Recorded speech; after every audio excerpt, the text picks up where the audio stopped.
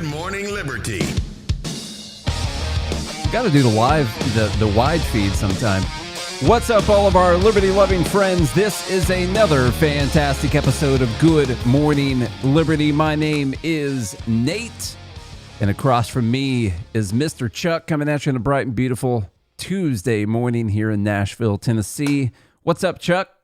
Living the dream, man. As always, we got some new developments in the Iran-Israel-Lebanon, America situation that's going on. Breaking news? Happened after the show yesterday. So we had, allegedly, we had Trump and Bibi fighting on a call. Big Axios story came out about that. Can we do a show where we pretend like we know what's happening? And tell you, yeah, this is what's happening. This is how Trump thinks, okay? Mm-hmm. This is... And what's gonna happen. 28D chess. Yeah. No. He set this up back in his first term. Exactly. Okay? And he knew the strait was going to be closed, and he did that on purpose. Didn't you read the thing? Yeah. I wish we could do one of those shows. Yeah.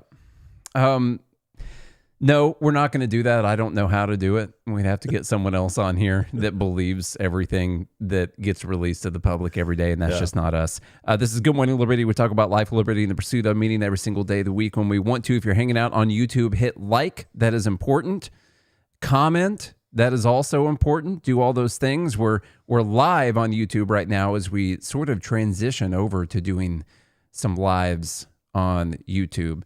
And you can still join the private group, get in our Discord community, goodmorningliberty.us, and follow the buttons that take you to that. Anyhow, before we go to the Iran, Trump, Israel, Lebanon, whatever thing that's going on, we had a very important message from Mark Levin that I thought that we should... Mark Levin!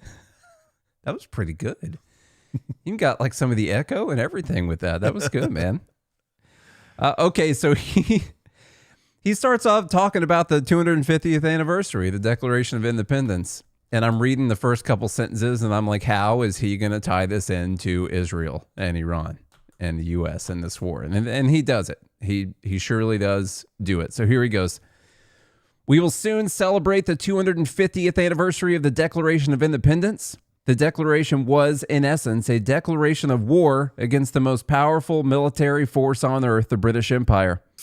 The colonists knew that Britain would not tolerate such a declaration of independence, so war was certain to follow. The truth is, the war had already begun, but the Declaration committed the colonies to join forces and unite against Britain. And every patriot who supported independence literally put their lives and property on the line. War's the only way that has come to that. They did this despite the fact that they were the clear underdogs in the war, and nothing short of a miracle would result in the revolutionaries winning the war. Every delegate who signed that document had signed their own death warrant. Okay. Massachusetts and Virginia may be at war. Got to do some patriot quotes for sure. Great movie. Good stuff. I miss movies like that. I feel like it's definitely, a historical. It's a documentary. It's a documentary, yeah. Let us remember this. When we listen to the debates about whether or not we should defeat the Iranian regime. Yeah. Are we comparing that to the British Empire? Because Iran was a country back in 1776. Just saying, are we comparing them to the world's most powerful military? That's sort of us right now, isn't it? Yeah, we would be the British in this scenario. I'm pretty sure we are. And Iran would be fighting for their independence. All the arguments and even excuses against it, despite 47 years of it killing and maiming thousands of our fellow countrymen, 47 years of lies and deceit, decades of development. I get it seems like they helped kill some troops, but I'm like, where? Here? In Louisiana? Was it in Boston somewhere that it happened? Texas. Hell yeah, we go Texas? To war, yeah. Is that even in California? Was it in California? Hell, what about Hawaii? That's even a state. Was it even some of our quasi-territories, in the Philippines? No, they did it while we were involved in another war we didn't need to be involved in, where we shouldn't have been in the first place. We gave them that opportunity. If they, so there's disputes over whether or not they were directly tied to or whatever, but whatever. 47 years of lies. It would and be like, deceit. okay, here's the analogy. Okay. It would be like I'm friends with Nate. And so I gave him a little money to help protect his house. Okay. And then the United States military was attacking his house. And Nate was like, well, I'm going to try to defend myself. And you took out a couple military members. And then you ended up dying. But because I gave you money to protect your house, and then the United States decided to attack you, I'm somehow backing you as a terrorist to go out and commit terror acts against someone else who is attacking you. And to make that analogy even better, my house is in the Philippines or something like that.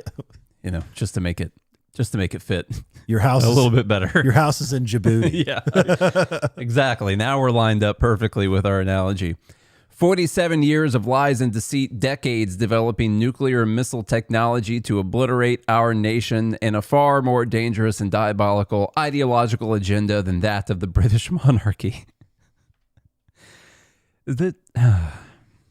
These people, you know why they don't care about following through with like our constitutional promises, with our republic that we're supposed to have? Because they don't respect it.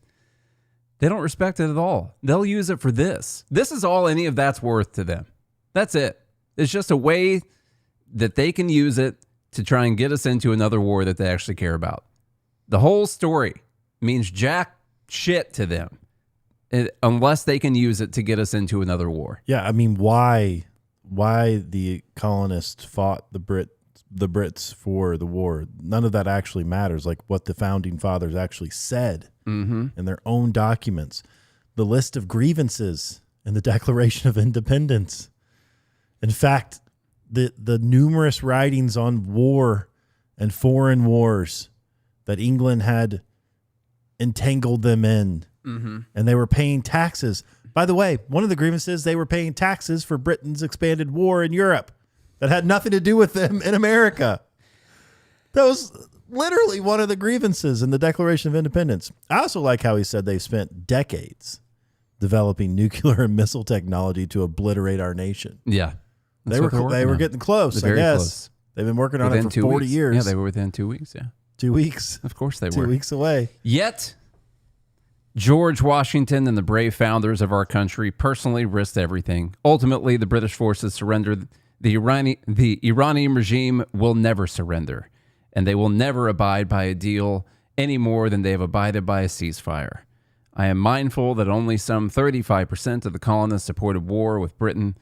My view may similarly be a minority view today. I hope not, but if it is, so be it, because he is just like the founders of America, and they were in the minority, just like Mark Levin is. And so if you're against him, honestly, you're against the founding of our country.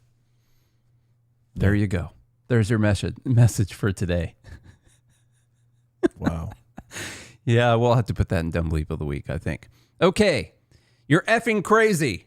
Trump fumes at Netanyahu and call on Lebanon. Now, this is from an Axios story that came out yesterday. It's been disputed. We'll show you a little bit of the dispute. President Trump lashed out at Israeli Prime Minister Benjamin Netanyahu over Israel's escalation in Lebanon in an expletive-laden call on Monday. 2 U.S. officials and a third source briefed on the call told Axios. Earlier on Monday, Iran threatened to abandon the negotiations with the U.S. over Israel's actions in Lebanon. On the call, Trump called Netanyahu crazy and accused him of ingratitude, according to 2 of the sources.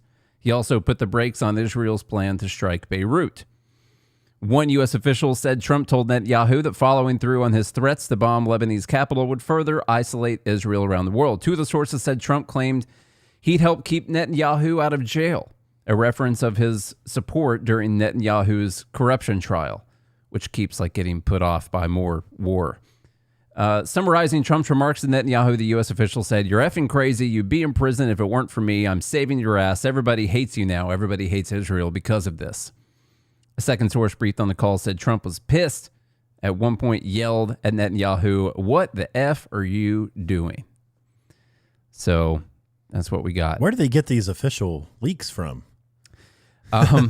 They come from people familiar with the matter. This one is, it says like according to people that were like familiar with or who have been briefed on the call. It doesn't even specifically say people who were in the room when the call happened or anything like that. So yeah, there's a lot of reasons that people should not immediately believe this.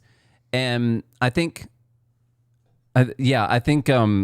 like what someone here in the group said, and I'll put it up here on the broadcast to see what that looks like. Whether the story is true or not, the important thing is the White House wants this to be the perception. And I think that is the case. This came from Barack Ravid, who is like the official White House leaker of information. So if it came out under Barack Ravid to Axios, the White House probably wanted it to come out. And this guy's in a signal chat then. Yeah, with, I've been trying to go through like why. With Pete Hegseth, maybe? Probably Pistol Pete Hegseth. Yeah. I've been trying to figure out why did they want this, and there's a couple reasons, whether or not it's even true. Couple obvious ones. One, Trump does see the political wins and does know the poll numbers and does know that good American patriots like Mark Levin are in a severe minority on this thing when it comes to the entire country. The other thing is probably trying to signal this to Iran. And like, I take this as a good sign as someone who wants the war to end, that regardless of whether or not this happened exactly the way this story says it happened, Trump wants this. Trump wants a deal. He wants this over. Like, we went from, and he's still saying like, I don't care if we make a deal. I don't care how long this takes, which as a negotiator, you kind of have to say that. Like, we haven't given him crap for some of his statements where he said, I'm not paying attention to gas prices, or I'm not paying attention to this. It's in page 87 in the Art of the Deal. Like, you don't show the person you're negotiating against that you've got like this limit that you're going to hit. Even if there is a limit that you're going to hit, you don't telegraph that to people. Right. You don't want to do that. You're showing that they can push you to that point, and then they're going to win the negotiation. So, I think it does show that he wants this deal, because we did have the news with Israel moving into Beirut and telling people to evacuate. And then we get this story yesterday. This is after Iran said that they're done with the talks, allegedly. And it looks like some moves were made. Either the call literally happened just like this, or it happened very differently from this, and it was telegraphed this way in order to show Iran, no, we're keeping Israel on a leash, at bay. We're going to make them stop doing this. Bitch. We're in control here, and we're telling them to stop. And so you can trust us and come back to the table and try to make this deal. That's sort of what I think is happening overall, is that they're trying to get Iran back to the negotiating table by putting out stuff like this. I don't know. It's so wild to me to see this. Like, well, first off, back to Mark Levin. He says the leak at Axios was a violation of federal law and provided support to the Iranian regime and its Hezbollah proxy. He wants heads on this. He wants names. Whomever leaked that story to Barack Ravid at Axios did a grave disservice to our country, to our president, to Israel, and to Israel's prime minister. The Iranian regime will benefit from that leak, viewing us as weak and desperate for a deal, even coming to Hezbollah's defense. The Israeli people will also be furious. The missiles are aimed at them, not Washington. And for 100 other reasons, what was thought to be a devastating political hit on Netanyahu by the leakers about a private call between heads of state has done much damage to us and our military and our diplomatic strategy.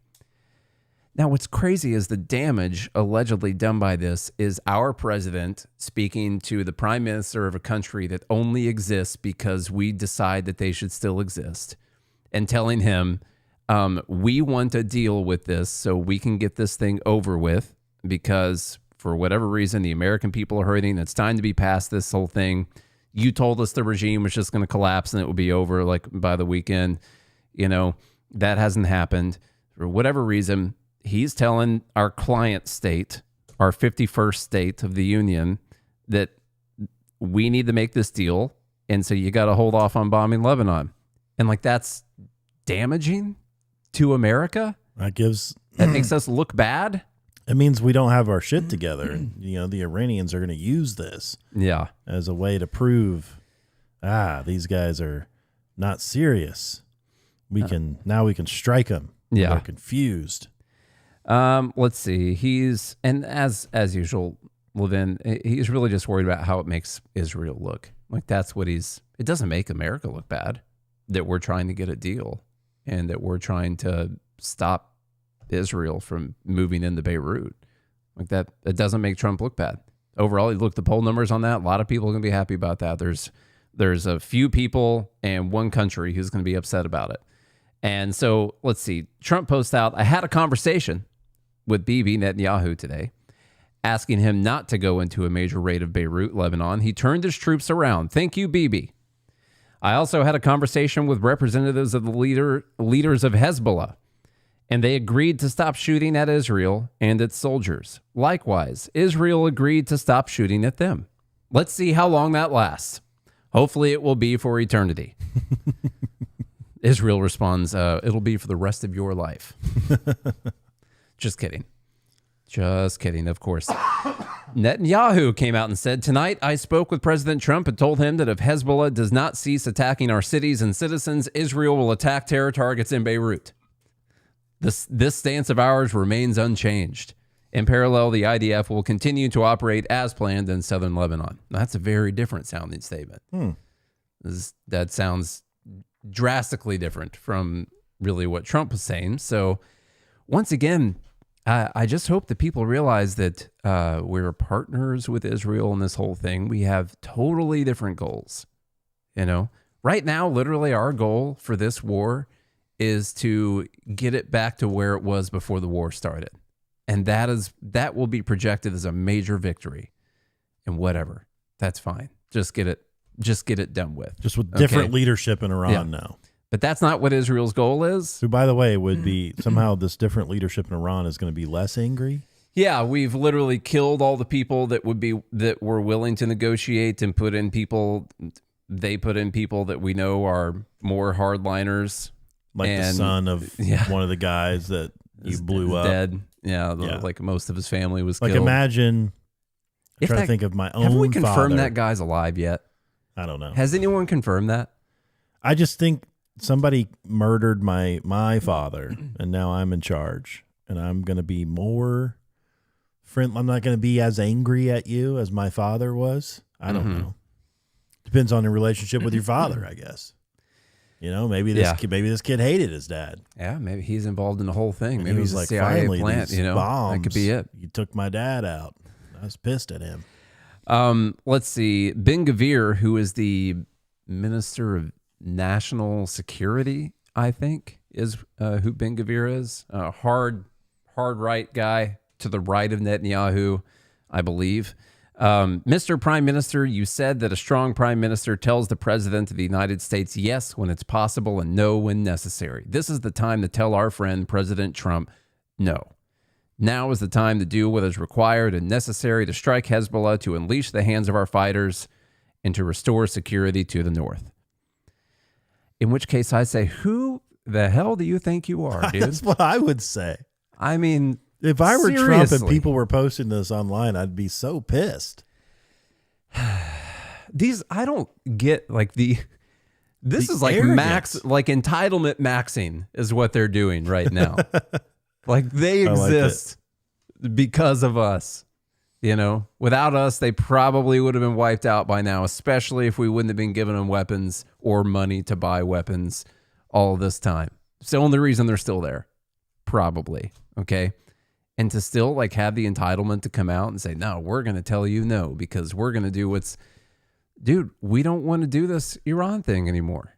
Okay. It's not good. People don't like it. Yeah. We got elections coming up or something, you know, whatever it is. Okay. Sit down. Shut up. That's what I would say. Get down. Shut up. Israel says, from the Washington Post, Israel says it is holding off on striking Beirut after U.S. request. Trump says Israel and Hezbollah will hold off on new military action. Just going through the news stories here. Live updates. Israel strikes southern Lebanon after pulling back from the threat to Beirut. And that's the most recent story that we have so far. So what? They didn't attack Beirut. They just southern Lebanon.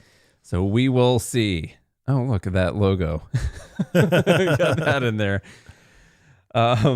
That's not our logo. Okay, just so everyone knows. If you're So watching. just so you guys are up to date on Iran, no one knows. No one knows is the answer. That's the answer. The Anyone who truth. tells you that they know is lying to you. Yeah.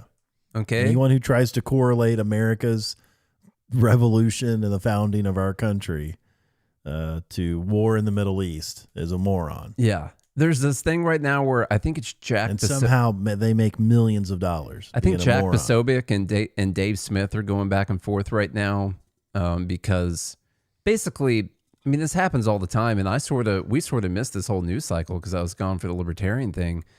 There was this talk of this historic deal like a week ago, which was a week after the week before that when there was a historic deal, and we're close to a deal, and I think it's been a month now since we're really, really close to a deal. And when they were talking about this newest deal that we're about to sign, like last week, Jack Posobiec was like, what a massive win for Trump, and people, now I'm like, Dave Smith was like, was this a win for Trump? What are you talking about? Where's the deal? What's the deal? We don't know. You just post out like there's talk of a deal or we're close to a deal, and you post it out and you say, look at this massive win. It never happens. One of these days it will, probably. I don't think it'll go on forever. I don't think we're in a situation where Trump is fine with us being in a 20-year engagement in the Middle East with Iran. I don't think that's what Trump wants. I think he thought they were going to collapse in the first week or so. I think he thought it was going to be a Venezuela type situation. I think so too. That's not what's going to happen. They had, but we can't talk about it like we know. No, antiwar.com. It was last week. I think they were saying over 30 million people had signed the pledge in Iran to like fight to the death to protect Iran. How many? 30 million of their 90 million. Yeah. Wow. Now, I don't know. I haven't confirmed that. I haven't looked over the names and make sure they're all, real people or whatever. It wasn't just AI. It's a lot of people, but I recall that story from last week. 20 million are named Muhammad. Yeah, it's not the same thing. Can't be the same people. Okay. Let's see here. We got a video from Bernie Sanders. Sorry, just let Charlie get that cough out. You feeling okay? Sorry.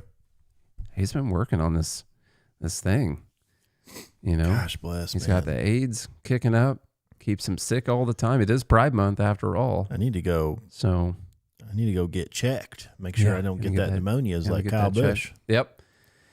Okay, we got a video from Bernie Sanders. He's got a new bill he is proposing. I don't think he's actually put the text out yet. It says, I will soon be introducing a bill to give the public a 50% ownership stake in the largest AI companies in America. Now, there's a couple interesting things there. Like, okay, what threshold do you have for the largest? What does that say to smaller AI companies as they grow? Are they going to work into the threshold where all of a sudden the government's got control over them? Like, what are we going to do then? Give the public a 50% ownership stake? No, you're talking about the U.S. government getting a 50% ownership stake.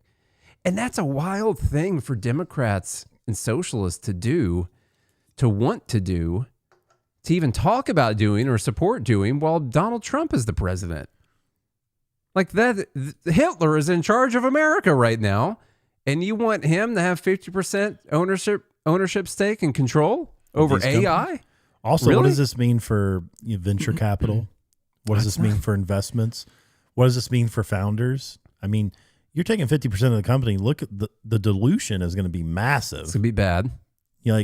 Typically when you raise money, you are giving up somewhere between 15 to 20% of your company, which dilutes everyone else who's on the cap table, by the way.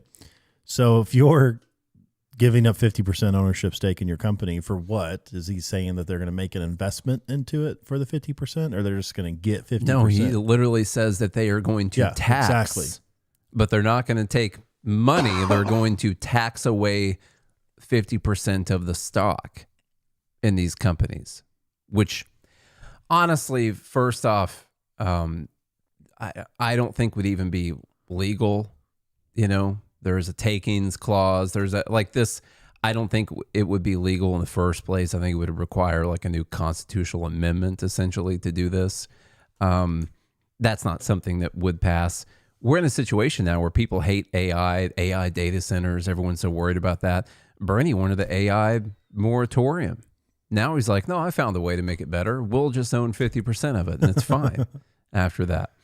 He wanted to crush it at first. It's so crazy, too, that it's always after the thing is built and is super valuable and is working that these freaking socialists come in and want to take half of it. Like all these people weren't fighting to try and take 50% ownership and, well, I don't know, what's an AI company that was worth nothing a couple of years ago? You know, a lot of them. Almost all of them. This stuff has moved really quick. 4 or 5 years ago when this whole idea was spinning up, and was like, oh, this is dumb. This stuff doesn't make any sense. Now that it's been made very valuable and is getting used a lot, they're like, oh, okay, we should own half of that thing. You know?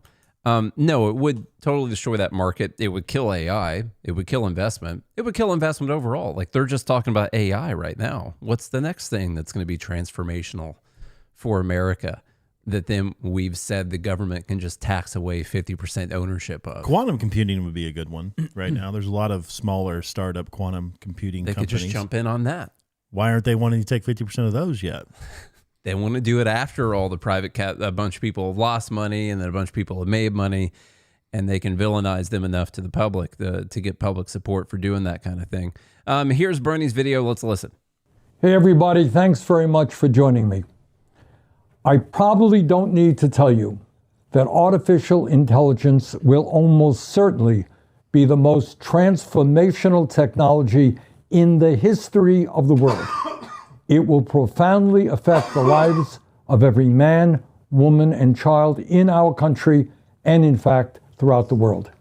It is already bringing significant changes to our economy, our democracy, our emotional well-being, our environment, and how we educate and raise our kids. There is also a very real fear that as AI becomes smarter than human beings, it could eventually function independent of human control with potentially catastrophic consequences. Everything I just heard is a reason that I want the government to have no involvement with it whatsoever. Right. Like, you're talking about turning this into a real security risk for Americans with all that stuff he just mentioned, by having the government get involved in that thing. I mean, really? Is that what you want? It's like, oh, it's transforming our democracy and the way we take care of our children, and whoever won the last election should control it. Come on, man. That's ridiculous. Well, just 50%. Just 50%. Yeah, that's it. Yeah, that's what it'll be. Here's a little more. The question is not whether AI will change the world. It will. The question is who will own and control that future, who will benefit from it, and who will be hurt by it. Will AI be used to make life better for working families? Yes. Will it help us eliminate poverty, extend life expectancies, and help us solve the climate crisis? Oh, we still have the climate crisis. It's kicking up again. Yeah, we're getting close. Okay. Getting close to the climate crisis. Like all the big innovations and changes, like look at going from typewriters and slide rules, whatever, to computers, you know? Now, some people got very rich creating that stuff, you know? Bill Gates being one of them, you know? Steve Jobs being one of them. A lot of people made a lot of money. Big companies still exist today. Also, fundamentally changed the lives and probably, even though we can all name a bunch of stuff that we don't like about, you know, this digital age that we live in, probably overall made the standard of living better. Just being honest. It made everyone richer. It made everyone richer. Even though some people got very rich, you didn't have to create a law that said this new technology has to make everyone better off. No, actually, that's what gave it so much value in the first place. Like if you're creating a technology that is going to come here and destroy humanity, there's not a lot of people forking over money for that kind of thing. That's the kind of stuff governments do. You know, they got to take your money to build those kind of things. Yeah. But what's interesting is I heard someone say this on a podcast. I think it was Andreessen, who was on the Joe Rogan show. He was talking to Joe Rogan about, obviously he's a massive VC. Andreessen's one of the biggest venture capital firms. They have over 1,000 companies they're invested in. They deploy billions of dollars in capital. He was telling Joe Rogan, it's like, look, all you have to do is compare it to current. You could just compare the United States to current European countries who have some of these policies instituted that Bernie Sanders advocates for, that AOC advocates for.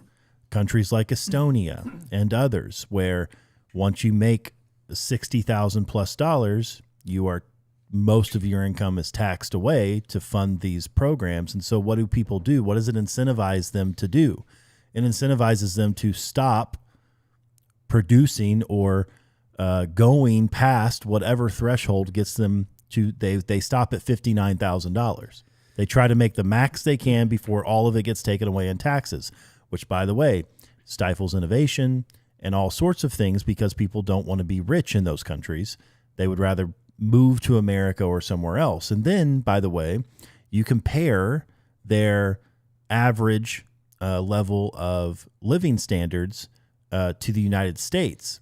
And you can see that even in some of these countries that have these, drastic policies that Bernie and AOC advocate for, their average standard of living is less than that of our worst U.S. state. People in Mississippi are richer than these countries that institute these types of policies. You can do the comparison today. Mm-hmm. It exists. Well, they just didn't do it the right way, though. Oh, okay. Well, that's, yeah. All right. Yeah. That's a good argument, I guess. Yeah. Well, you see, that's always the problem with, which we're going to do today. And it's a valuable thing to do, and it's important to do. Not only are these policies terrible and will lead to worse lives for the most amount of people, they're also immoral. It's also just flat out wrong for the government to come in and take half of the ownership in something that someone else created. It's wrong for them to take anything through force from anyone and decide to give it to other people. And so while we'll say, well, this isn't how this country did it and it was bad, and this country did it and it was bad, they'll say, well, we're going to do it better than those countries did. And unfortunately, like, that's an argument a lot of people are going to buy into and follow along with. Also, it's immoral to do, and no one should ever do it. Even if you could make the case that it would work perfectly, you still shouldn't do it because it's the wrong thing to do. All right, here's a little bit more of Bernie.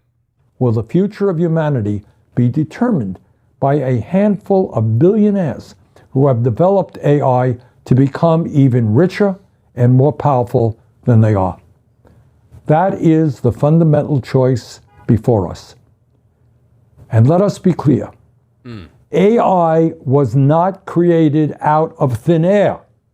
The foundation of AI is our collective human intelligence. Let me repeat that. The foundation of AI is our collective human intelligence. Our books, songs, artwork, journalism, computer code, scientific research, videos, conversations, images, and ideas spanning generations. As Sam Altman himself acknowledged, AI... So he's making the case here that, obviously, as he says over and over again, AI is based on our collective human intelligence. That is the foundation of AI. To which I would say, what the hell are you talking about, dude? He's got to make this case because, for instance, when he's going to talk about these sovereign wealth funds and stuff like that, you got to make an argument that, like, there's a collective, say, the governments will charge like land use royalties to oil companies, and they'll pay the government, or they'll make them government-owned corporations, stuff like that. And so he's trying to say, well, the resource that they're using is actually collective human knowledge, all the things that we've created. To which I would say all of that stuff already exists. It's already out there in the public domain. And making this argument is making the argument that you could take ownership of anything and that no one actually owns anything at all. There's not anything that any of us are going to go do whose foundation is not collective human knowledge of that thing that we're about to go do. You know, it's not like just firsthand knowledge that you learned, you know, okay, well, I'm not going to touch that stove because I touched it when I was a kid and it was hot. But what about this fire? I've never put my hand in a fire before. I'm going to go do that. Oh, well, collective human knowledge says that that's a bad idea. People have learned this throughout the years, other people, not me. Or if you create a car, yeah, you know, somebody already invented a car. Yeah. So what are you going to use their knowledge? What are we doing right now? You think we're, you know, some of the things we say are purely original, or at least we think they are, but really we're just LLMs regurgitating things that we've heard over the collective years that Charlie and I have been listening to and reading things and coming up with some of our own ideas as we go as well. It's all based on, so no one owns anything then, right? No one. That's the libertarian argument. Oh, now you switched over the IP. There you go. What yeah. you're doing. Yeah. Okay, so libertarian, like anti-IP people are on Bernie's side in this scenario. Exactly. Okay. Well, no, but he's saying that we all own it. Libertarians are saying that. I don't know. Let's go a little bit further. Our models were trained on our, quote, collective experience, knowledge, and learnings of humanity, end quote. The reality is that big tech oligarchs have fed this knowledge into their AI models without permission, acknowledgement, or compensation.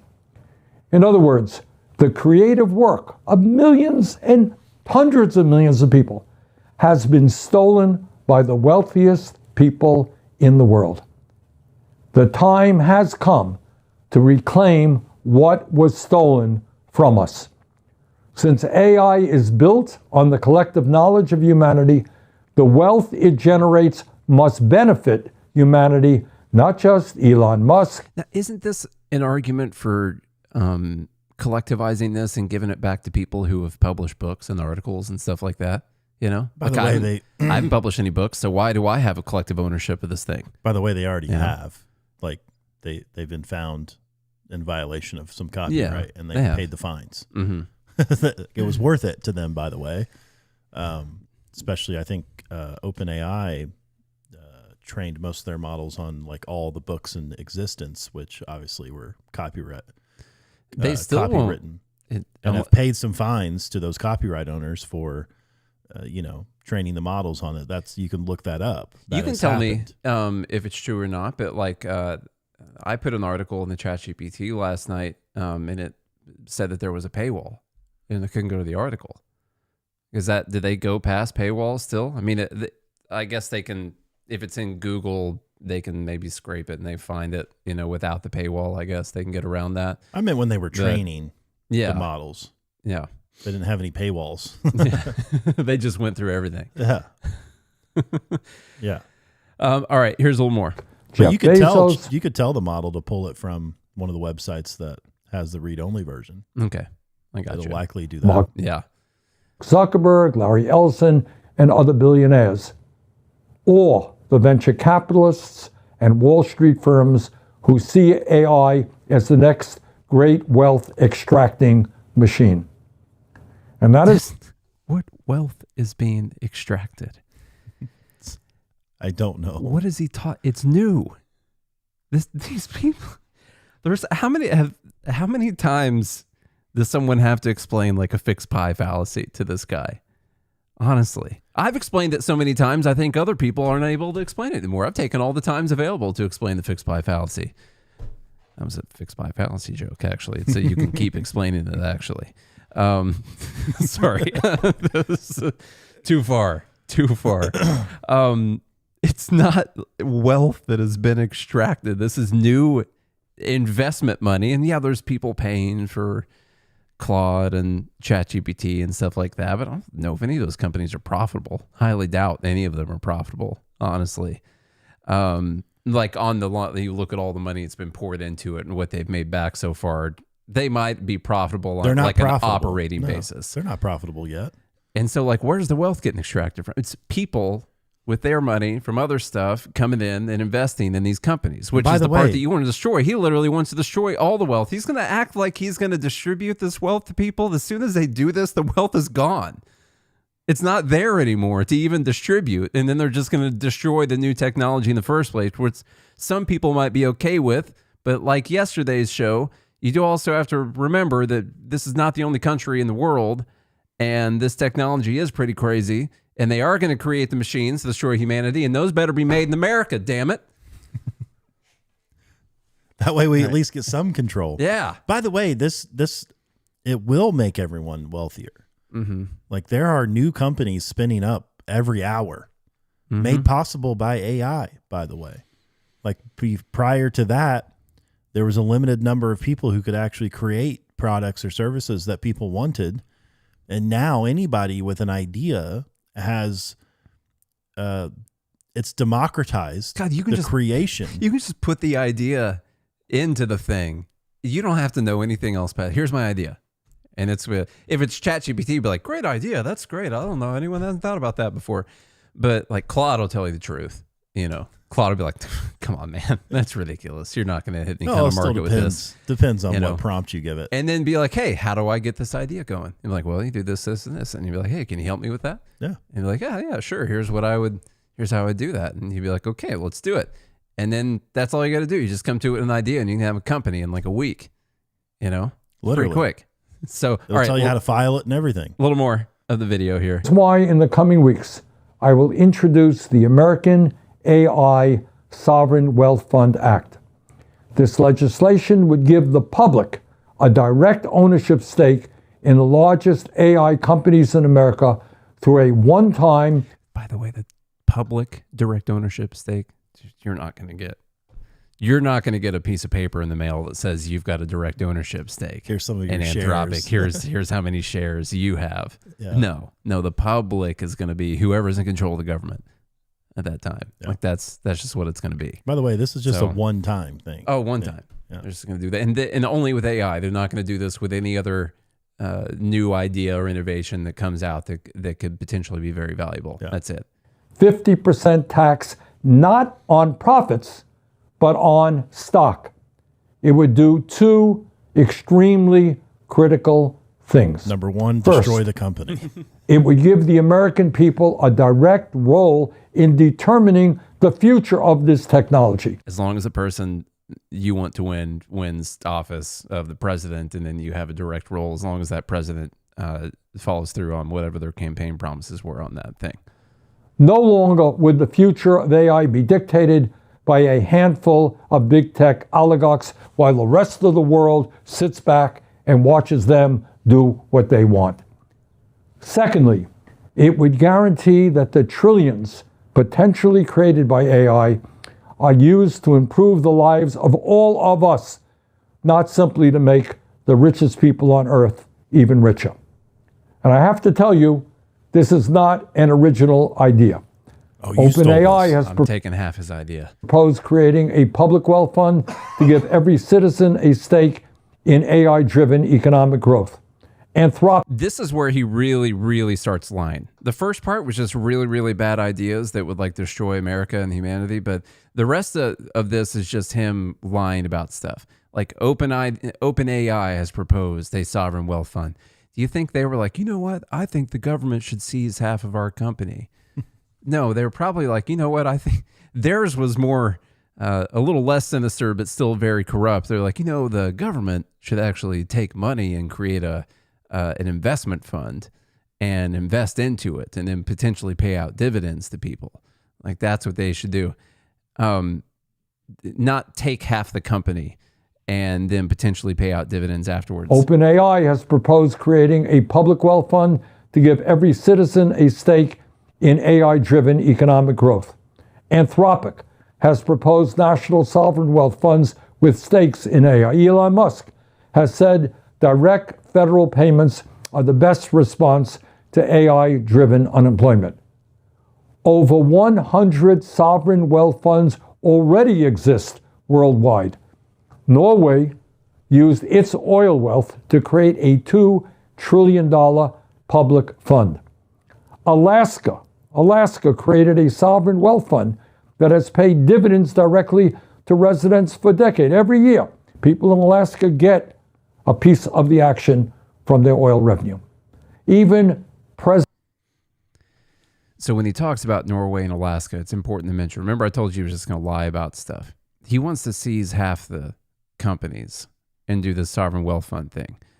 Norway, it is true that they take like the land use royalties that they get from oil companies, and some of it goes into a sovereign wealth fund, and then they buy on a marketplace investments into different companies. Okay, they don't and they don't get more than 1% ownership in any of these companies, and it's traded on the market through like a stock portfolio, like an investment portfolio of them buying in the companies. They're not coming in and taking half the company or anything like that. That's not what's happening. Same thing with Alaska. They get royalties off of the land use from the oil companies, goes into a fund, they invest it, people get paid out dividends from the whole thing. That's not what Bernie is talking about. It's not the same thing at all. But he's going to say, oh, this is 100 wealth funds like this exist all over the place. Norway, even Alaska, U.S. state. It's not the same thing at all. Not one bit. He's just lying straight through his scraggly teeth right now. President Trump has proposed establishing a United States sovereign wealth fund. The billions, if not trillions, generated by this legislation would provide direct payments to the American people and help guarantee health care, education, and housing as human rights. The principle is quite simple. When a public resource generates wealth, the public should share in that wealth. Artificial intelligence is being built on a public resource far more valuable than oil. It is the accumulated knowledge, creativity, and labor of all of humanity. Bottom line, the future of AI must not be decided behind closed doors in Silicon Valley.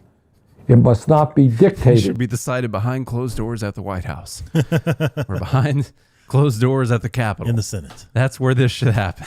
God bless. And I think there's just as easily an argument that he is proposing this because he knows it would destroy AI. Like that, he can get a lot of people on board with it, and this would just sort of kill the whole thing in the U.S.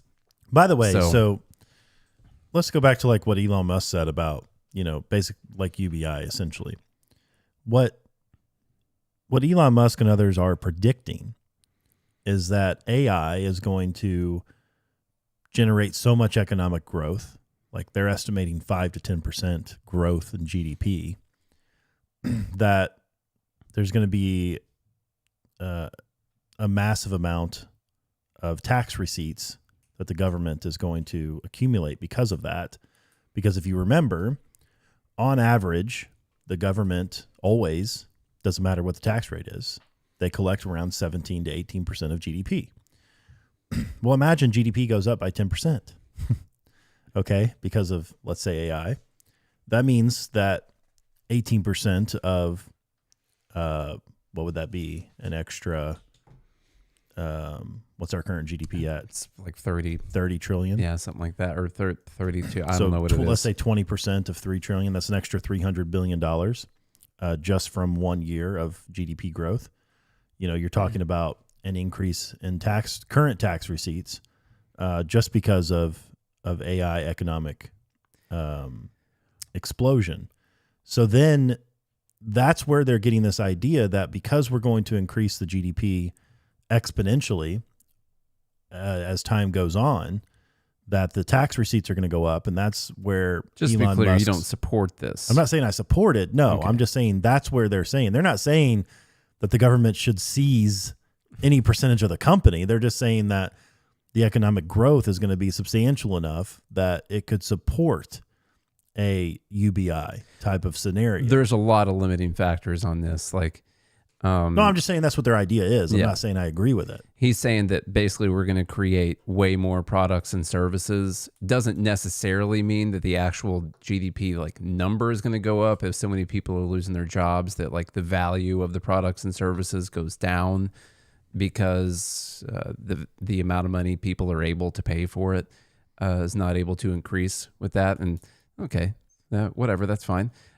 There's just an issue with there's sort of a self-limiting factor here on this whole AI taking over everything, because the companies are only going to be super valuable if they can create ways to sell more products and services to people, essentially. But if they're killing the economy at the same time, then the new products and services aren't really valuable because there's no one there to buy them.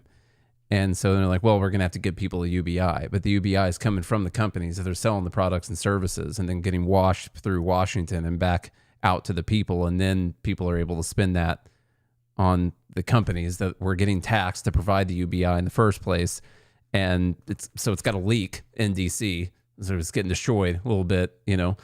And so that we're going to see how this whole thing's going to play out. But there's a really big limiting factor on this whole AI thing and taking over all the jobs, which is that they can't destroy the economy or they won't be valuable at all. There's going to be new jobs emerge. Yeah, that's the thing. Like there's got to be new stuff emerge. There's got to be new ways to create value. Look, I think it's going to, here's the thing is what I think is going to happen is you're going to see more small businesses open up because now, like I said, more ideas can now be built. It like at a very cheap cost, and those small companies are going to need people. So, you know, look, Facebook laid off, what was it, 10,000 engineers or something like that. Those 10,000 engineers need a place to go. Some of them are going to start their own companies. Some of them are going to join startups. Some of them are going to do something else. Like they're going to form new ideas, new companies, new things are going to emerge, things we haven't thought about. We know quantum computing is coming. The people may start working there. But then you also see, because I've seen a lot of people that are looking for software engineers to join their idea that they started. They built some kind of MVP, which is a minimal viable product with Claude or ChatGPT or something like that. But they don't understand the security implications. They don't understand how the back end works. They don't understand how to provision users or certain things that they need some software engineer help on. And so they're looking to hire these software engineers for their idea. Like people are going to figure out ways, just like we did with the invention of the car, with the invention of electricity, with the invention of light bulbs, like all these things. Humans always find a way to adapt and create new things that people can't think about right now. That's the thing people never get is it's going to be something that you can't even imagine right now. You don't imagine it until it exists. Yeah. There's going to be a desire or a need from it for it, and someone's going to create it, and we're not going to know. We're just not going to know what that is until it happens. But that's always been the case throughout history. If this is the first time it's not the case, then that's fine. We'll be wrong. Well, fine. We'll just be wrong, and you can listen to the AI version of this podcast later on. You know, right now we just have AI show notes. You know, sometimes and AI thumbnails and thumbnails. Sometimes every once in a while. AI titles. We gotta go. I gotta go get my eye checked. All right, y'all. Well, if you enjoyed today's episode, share it around. If you're on YouTube, comment, like, subscribe. We appreciate you. If you want to be part of the Fed Haters Club, go to goodmorningliberty.us. Click the button that says Join GML. That'll take you to the Fed Haters Club Central Command. Yes. Join GML. Yeah. If you want to, for short. Yeah, exactly. Gmail CENTCOM, yeah. If you want to spend some money to support the show, then you can visit the links in the show notes and support the sponsors that support this show. We appreciate you doing that. If you do all those things, we'll be back again tomorrow. Hope you have a good day and a good morning, Liberty.